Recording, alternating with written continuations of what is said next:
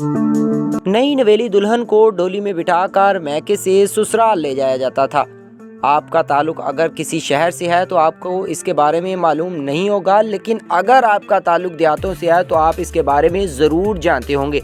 शहरों में तो डोली का रिवाज काफ़ी अरसा पहले ही ख़त्म हो चुका है और डोली की जगह बड़ी बड़ी गाड़ियों ने ले ली है, लेकिन देहातों में अभी भी कुछ जगहों पर डोली का इस्तेमाल किया जाता है, जहां पर शादी वाले दिन नई नवेली दुल्हन को डोली में बिठाकर मैके से ससुराल ले जाया जाता है।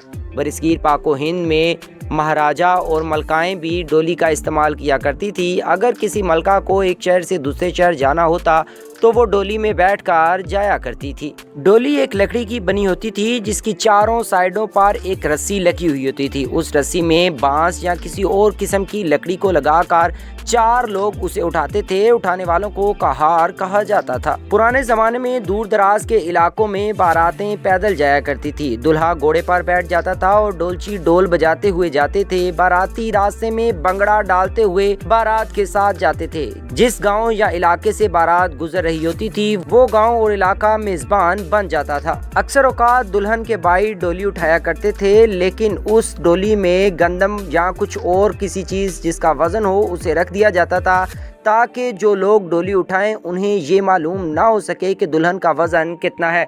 ये सब काम पर्दे के लिए किया जाता था। डोली को रंग बिरंगे कपड़ों से सजाया जाता था।